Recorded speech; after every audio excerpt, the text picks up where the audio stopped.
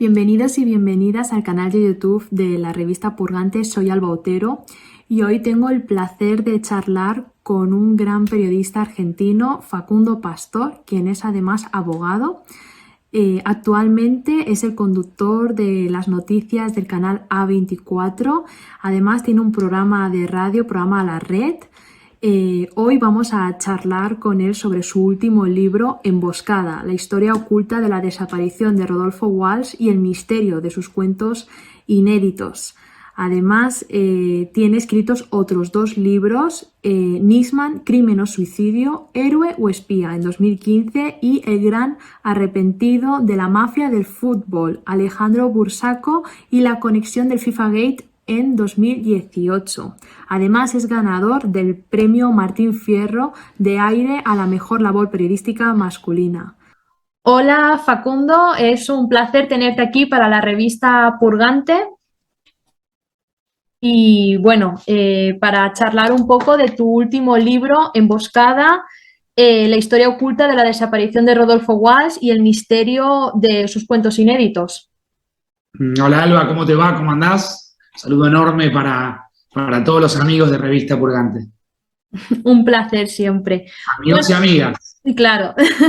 Bueno, preguntarte ¿por qué al realizar esta investigación sobre Rodolfo Walsh y más en este momento?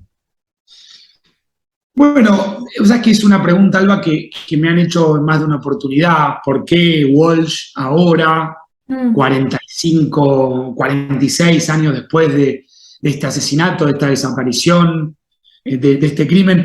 Y siempre se me ocurrió contestar la misma respuesta.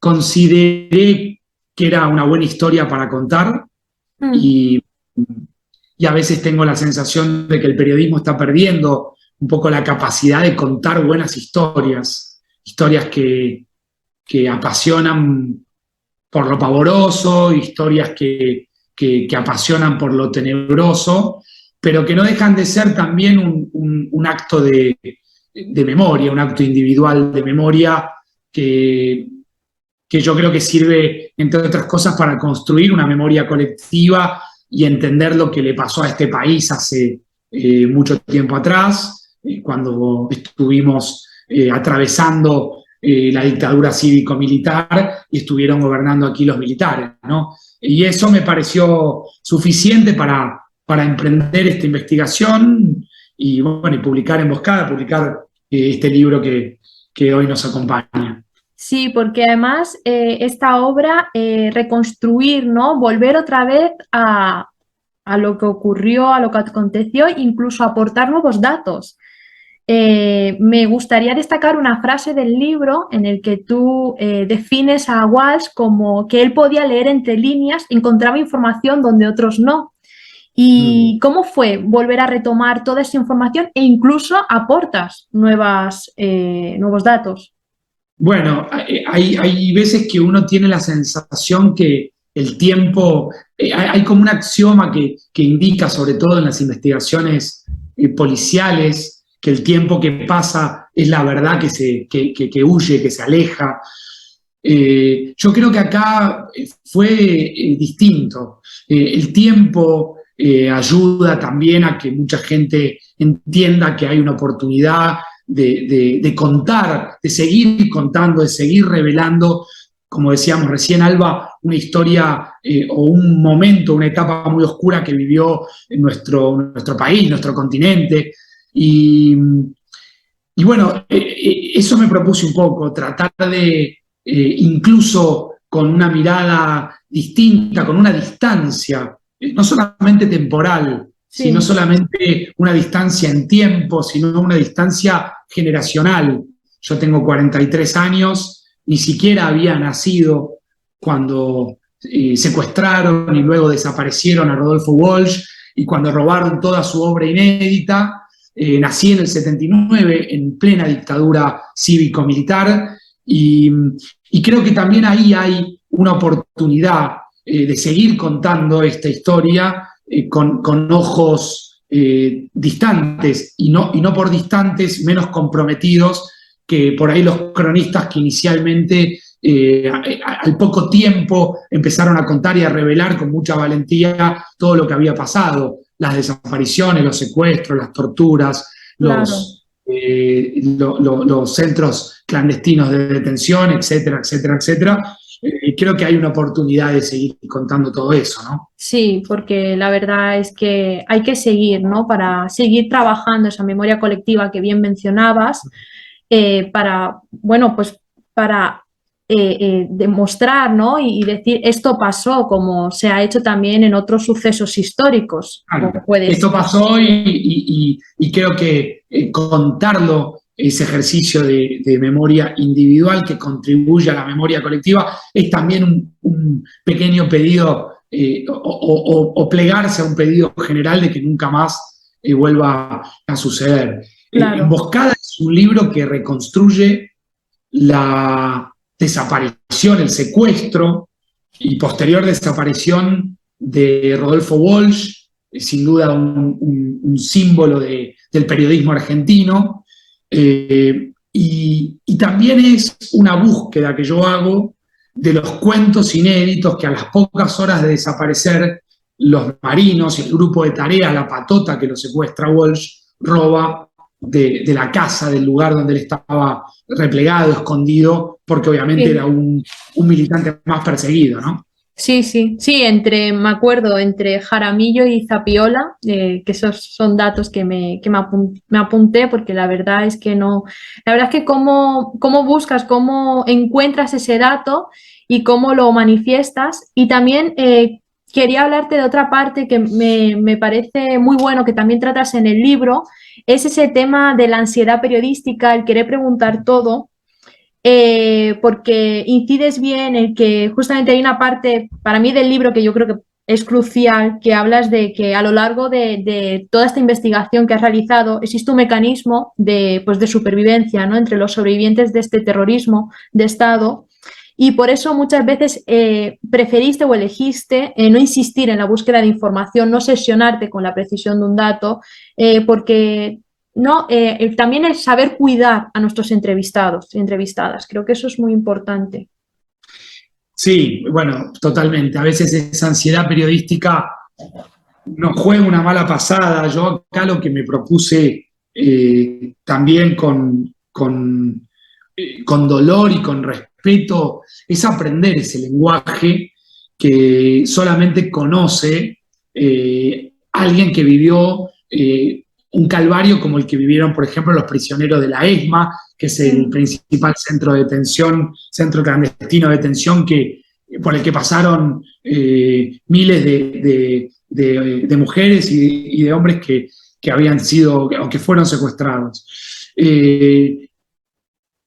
Y hay una obligación también digamos, de que con el ejercicio periodístico lo que suceda sea una contribución y no una contribución a revictimizar y a que vuelvan a vivir todo ese calvario. Por supuesto que a veces es difícil porque uno tiene esa ansiedad periodística de buscar un dato, de ir tras alguna precisión. Bueno, arranqué el libro por ahí con esa velocidad y ese vértigo periodístico y tuve que también aprender a hablar o a intentar por lo menos interpretar, más que hablar, interpretar el lenguaje del dolor de los prisioneros, de los sobrevivientes. Y creo que también en eso que te marcaba, Alba, de la distancia temporal y generacional con los hechos, siento que no fue tan difícil. Había que captar un poco, si se quiere, esa señal, pero que una vez captada no fue tan difícil, posiblemente no haya sido tan difícil por la distancia también generacional y temporal, ¿no? Con los sucesos. Claro, exacto, sí, a ver, siempre se puede comentar mejor el que está fuera, ¿no? Y sobre todo esto, ¿no? Sobre el tema de hablar del dolor y demás, creo que has hecho, o sea, un buen ejercicio en no caer en esta, decirlo de alguna manera, no caer en la pornografía del dolor, ¿no? Del sufrimiento, que creo que en el periodismo se está viendo mucho y creo que en los últimos tiempos más. Sí, sí, sí, cierto morbo por lo Mm, que sucedía dentro de un centro de tortura. Me parece que a veces los silencios son más poderosos que las mm, palabras que sobran. claro. Y creo que hablando con muchos y con muchas sobrevivientes, entendí un poco eso. A veces había cosas que yo preguntaba que no tenían respuestas, entonces empecé a elegir no preguntarlas más y Claro. tampoco me cambiaba mucho. Claro, Eh, es que se puede contar muchas cosas, sí, obvio.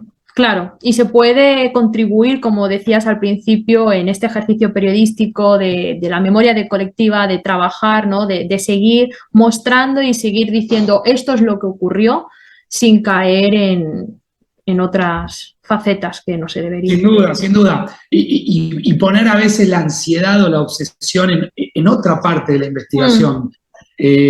Como yo te decía, este libro, si bien no está estructurado en dos partes, sí, es una reconstrucción sobre qué pasó en el momento exacto en que lo secuestran a sí, Rodolfo Walsh. Y después es una búsqueda. Quizás ahí sí puse en esa búsqueda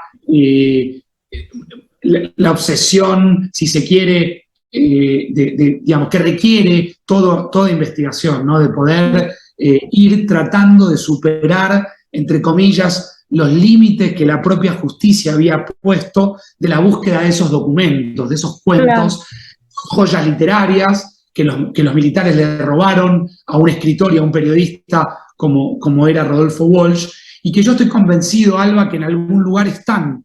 Eh, O sea, sigue habiendo una esperanza.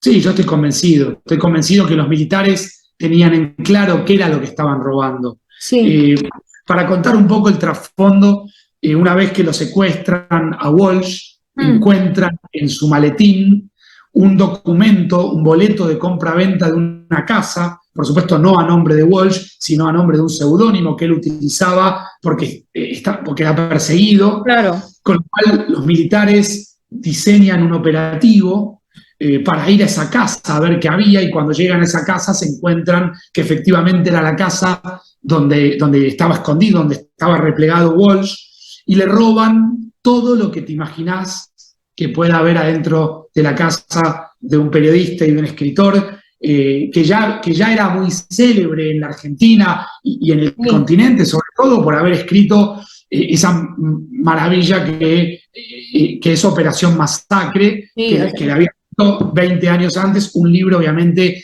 de cabecera para cualquier periodista. Con lo cual ahí los militares roban absolutamente todo su archivo periodístico, todos sus textos, todo el archivo que él tenía, entre los que había 4 cuentos inéditos que él había estado trabajando en el último tiempo, donde había decidido volver a la escritura, volver a la ficción. Y todo eso va a parar en cajas al mismo centro clandestino donde torturaban gente y donde su cuerpo había entrado, según los testigos que yo pude entrevistar y según lo que dice la propia causa judicial. Y a partir de ahí, esas cajas con documentación del propio Rodolfo Walsh, con cuentos, con archivo periodístico, digamos, todos los documentos son vistos por varios prisioneros y prisioneras en distintos lugares del centro de detención. Y en un momento determinado, cuando el rastro de esas cajas parecían perderse dentro del laberinto de la ESMA, que es el centro de detención, aparece una testigo, una prisionera, una sobreviviente, que sí. dice, yo vi esas cajas con esa documentación fuera de la ESMA, en una casa. Bueno, y ahí va un poco mi investigación, no Claro, quiero no dar un quieres poco el ya final. desentrañar más. Claro, ¿Y claro. vas a seguir investigando sobre ello? Sí, ¿Sí? todos los días surge algo nuevo. Yo digo sobre el final Sí. y trato de ser muy honesto con los lectores, que este es un libro incompleto, que Mm, este es una investigación abierta, y como tal, como un texto abierto, Sí, Es un texto que todo el tiempo se va construyendo. Mirá, hace claro. unos días la Iglesia Católica entregó documentación en un expediente judicial donde se siguen investigando los crímenes de la dictadura y la Iglesia, que nunca había abierto sus propios archivos, hay quienes dicen que abrió lo que quiso, bueno, hay que analizarlo, pero apareció una carpeta donde Sí. la propia Iglesia tenía información, una suerte de ficha, una suerte de investigación interna sobre la desaparición de Walsh. Bueno, eso es algo nuevo. Yo estoy ahí tratando de convencer a algunas fuentes judiciales para poder acceder a ver qué hay ahí adentro, con lo cual, Alba, Esto no buscar termina. es un libro que no termina. A veces lo miro el libro y lo odio porque como que pido digamos, que termine ya para poder iniciar otro trabajo, otra investigación que estoy escribiendo. Sí, pero bueno, eso es Y bueno, lo bueno de las grandes investigaciones, ¿no? Que se puede aún, que no hay nada que te lo impida, no hay nada que te esté coartando y te esté diciendo, mira, hasta aquí, no, que aún puedes seguir investigando, que se están dando seguro, las seguro, puertas. seguro, como te digo que a veces lo odio, es una forma No, claro, sí, por supuesto. figurativa, a veces lo miro y bueno, y por supuesto que estoy muy contento. Sí, Hace pocos días llegó la noticia de una nominación como finalista justamente en la Semana Negra de Gijón, que es un festival literario allí en España. sí, en Y Asturias. claro, en Asturias, y bueno, y todo, y esto que estamos haciendo no deja de ser también algo que, que está bueno porque yo tengo la esperanza y siempre me pasa lo mismo que cuando se publique esta entrevista o cuando suceda lo del festival literario o Sí, cuando ahora en pocos días que tengo que dar una charla en la Feria del Libro de Buenos Aires, tengo la fantasía de que cuando eso termina, esta entrevista o la charla, alguien se presente con algún dato más, con alguna información más. Algo estuvo pasando estos días con alguien que me escribió por redes sociales, sí. con lo cual, bueno, todo es una luz de esperanza para que justamente esos textos, esos cuentos inéditos aparezcan bueno, y se publiquen, ¿no? Claro, exacto. Bueno, pues hacemos un llamamiento desde aquí, ¿no? Para que si alguien sabe algo, que por favor Por que te supuesto, contacte contigo a través de tus redes. Y por me supuesto. gustaría destacar, aparte de Rodolfo Walsh, también hay una persona que destacas y que, bueno, me ha llamado especialmente la atención y es Pepe Salgado. Si vas a seguir investigándolo por otra vía o eso ya ha terminado. Bueno, Pepe Salgado es un personaje central en este libro. Mm, De hecho, mi investigación empezó acercándome a su historia, la historia de un militante de 22 años, de una clase acomodada, de una familia de clase acomodada, muy vinculado a la iglesia, su padre abogado, su madre docente. Bueno, en fin, un chico que no necesitaba nada, o sí, no lo sé, claro. eh, pero que como parte de su militancia se vincula al grupo Montoneros y su nombre aparece vinculado a un atentado con una bomba de relojería en una dependencia policial Mm. en pleno centro porteño, en pleno centro de Buenos Aires, y siempre me cautivó esa historia porque no estaba claro, la historia oficial, la historia replicada en un montón de libros, en expedientes, en Mm. documentales, indicaba que él había ingresado un bolso con la bomba, porque él justamente estaba cumpliendo el servicio militar dentro de esa dependencia policial. Y quise saber más. ¿Esto era cierto? ¿Es verdad? ¿No es verdad? Sí. Bueno, ahí va un poco mi investigación y vos te preguntarás, o los lectores se preguntarán, o tus, digamos, oyentes te preguntarán qué tiene que ver esto con Rodolfo Walsh. Bueno, Pepe Salgado era una de las últimas personas con Sí, las que Rodolfo Walsh se tenía que encontrar en una esquina de la ciudad de Buenos Aires el 25 de marzo de 1977. Cuando él acude a eso que iba a ser una cita, él se encuentra rodeado por más de 150 militares, Sí. y Pepe Salgado llevaba más de 10 días secuestrado, con lo cual se presume que la información de esa cita se la sacan, se la arrancan a Pepe Salgado en la tortura. Sí. Bueno, es un personaje cautivante, del que también sigo en contacto incluso con gente cercana a él, con familia, bueno, en fin. Sí, que esa historia también va, sí, que también va a seguir, ¿no? Vale. Otra de las personas que también mencionas en el libro, no sé si es spoiler y lo puedo comentar, si no, bueno, ya lo dices. No hay problema. Vale. No hay problema. María Cristina Bustos Ledesma, que es otra de las personas que considero que es importante, ¿no?, citar, porque es otra de las personas que se tienen que reunir con... Y también su historia, personalmente, me emocionó bastante. Claro, quizás antes no te dije que al igual que Walsh, Salgado también integra la lista de los 30.000 desaparecidos, lo mismo que María Cristina Bustos Ledesma de Coronel, Sí.